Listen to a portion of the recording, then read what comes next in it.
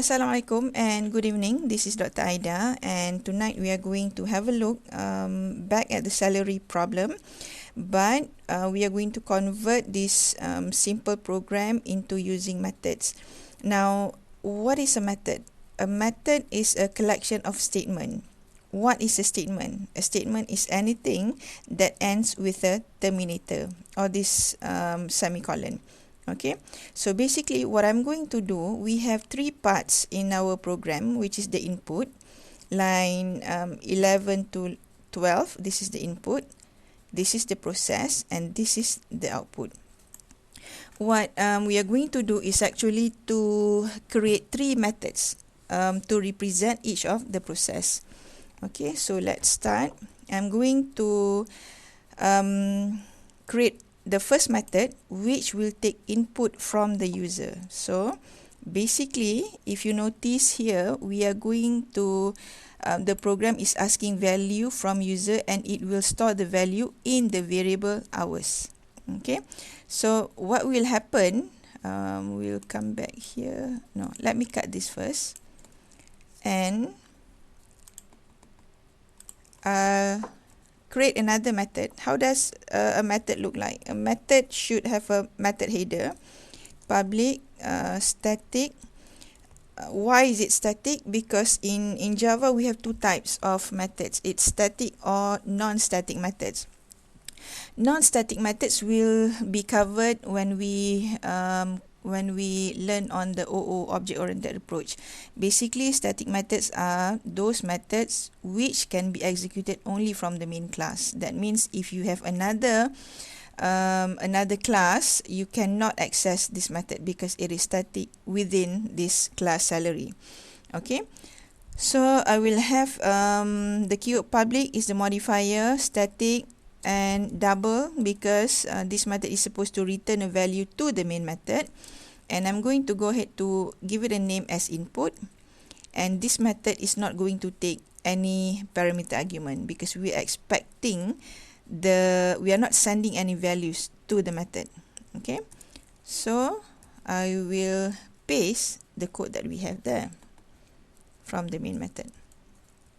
Okay, so in the first run, we will see that this is the general structure. But if we analyze the content of the method, we have this line system.out.print, which is fine. It doesn't involve any variable.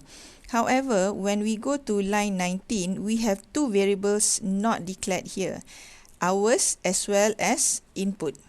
Okay, so what will happen? Although we have declared hours in the main method, now this declaration here are local to this method only. So we need to declare another variable here. So I'm going to go ahead and declare double hours here. Maybe I just put here. Okay, and input is actually the scanner. So I will move this statement to here. Okay, all right.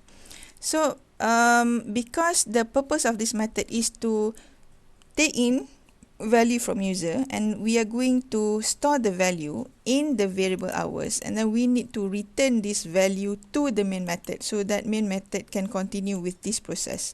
Okay, so we have to return the variable hours.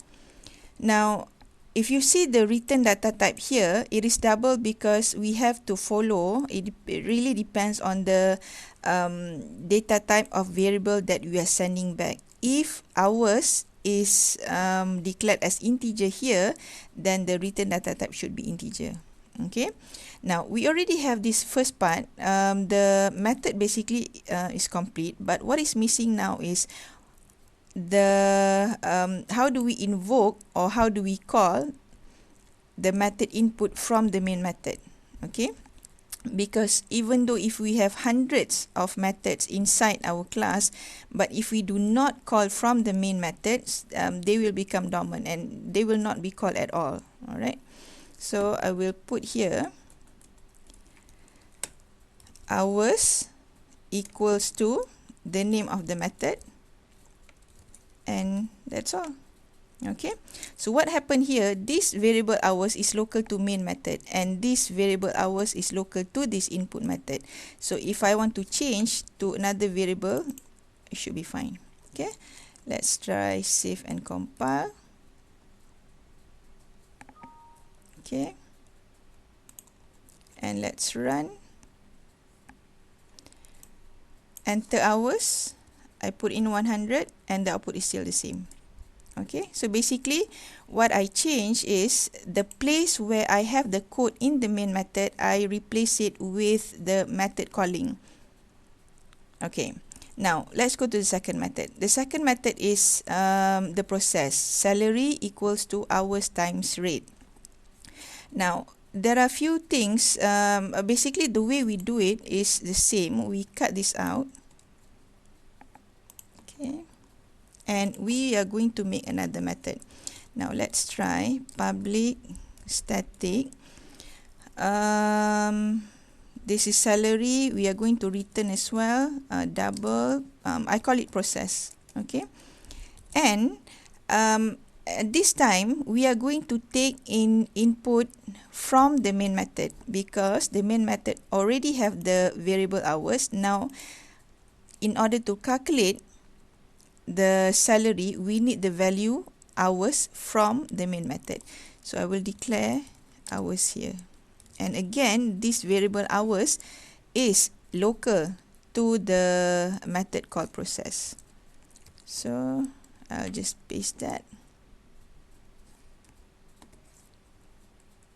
Okay, and I have a look. The variable salary is not declared because this salary is not the same with salary here. So I just declare here. I don't want to use salary. Fine, I use S. I don't want to use hours as well. I use, I don't know, HR. You can use your name, does not matter. So this is HR times rate. So I can move this declaration inside here. Okay. What will happen is that whenever the main method calls the method process, main has to supply with the value of hours, and the method will calculate the salary by multiplying the variable hours as passed by the main method with the rate. Rate is already given here. Okay. So after we calculate the value of salary, of course, we need to return salary to the main method. Why? Because it's the main method who actually asked for that for the program to perform that calculation. Now back to the main method. Again, we need method invocation. If we do not invoke the method from the main method, they will remain dormant. It will not be processed at all. So what will happen here? In this process, we are going to calculate salary. So we have the variable salary equals, but now we are going to call the method, the method process by sending in the value hours. Okay. Now, if you notice, we have a declaration here hours because this hour HR belongs or is local to the method process. But we do not have a declaration here. Why? Because this is a method invocation. This is not a method header. And you can see logically because hours has been already declared here. Okay. So let me try to save that. Oops. Compile and run. Okay. Enter hours. I put 103 hours. The salary is 103 hours. Why? Because our rate is RM1 or $1. Okay, two methods. Okay, now I'm going to make another method for the output. So I cut this out. Okay, and I will make another method. Public static, but this time the return data type for the method should be void because we are not going to return anything. We are simply going to send the value to be printed out or to be displayed in console. So I will go ahead and name my method as output, but as the parameter argument, I have, or I need, this method needs two values from the main method, okay, which is hours and salary. So I put double H to represent hours and double S to represent salary. I paste the code, and yeah, that's it. Okay. Do I need the hours? Okay.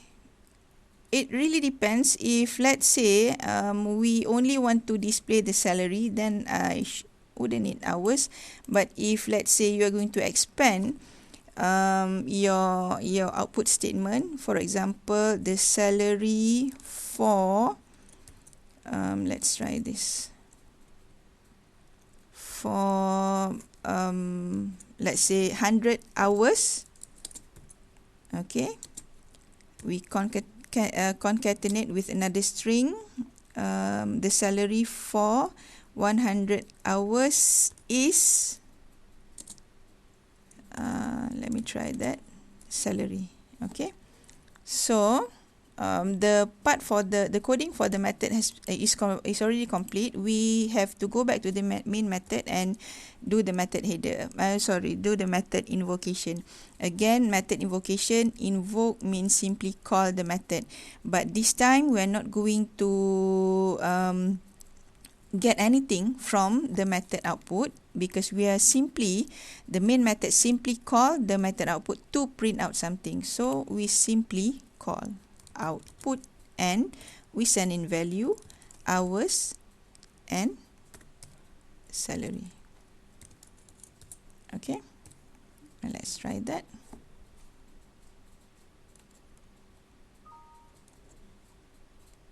Okay, enter hours. I put 103 hours. The salary for 103 hours is 103. Okay, is hours is, okay, I just put RM here. Yeah, it doesn't really matter actually.